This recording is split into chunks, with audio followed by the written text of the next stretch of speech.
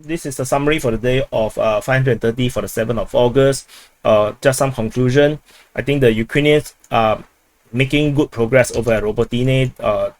Although I still do not agree upon why they choose this spot, because there's just way too many lines here. But the Ukrainians are making some progress. They are slowly grinding on, and I think that the night attack followed by the morning attack by a different force seems like a really good idea.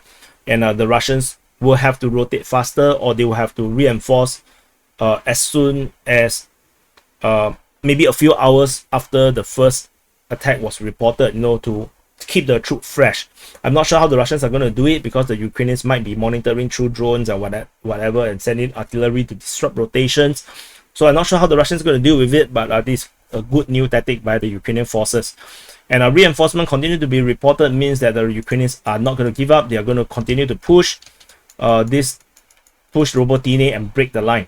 But whether the line after they can capture Robotyne no further south, will there be a continued strong defense by the Russian side, is kind of unclear.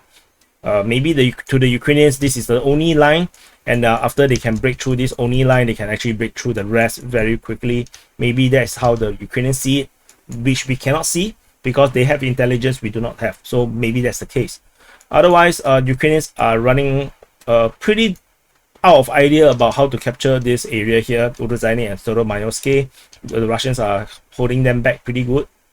And in terms of the Bakhmut front, the Ukrainian forces are trying to push further south as Klishchiivka, getting a bit hard. But the Russians are also doing their counter-offensive. So it looks like the Ukrainians will start to struggle a lot more over the Bakhmut, which is why probably they are restarting an attack in the north to draw the Russians up and away from the southern flank. That might be what they are trying to do, to diversionary.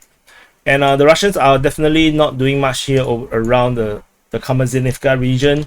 However, the Ukrainians are desperate to try to recapture Novoselivsk, and which is probably why we are seeing this fighting around here. The Russians are not pushing as usual. Once they make some capture, they will just entrench. They will not push out further.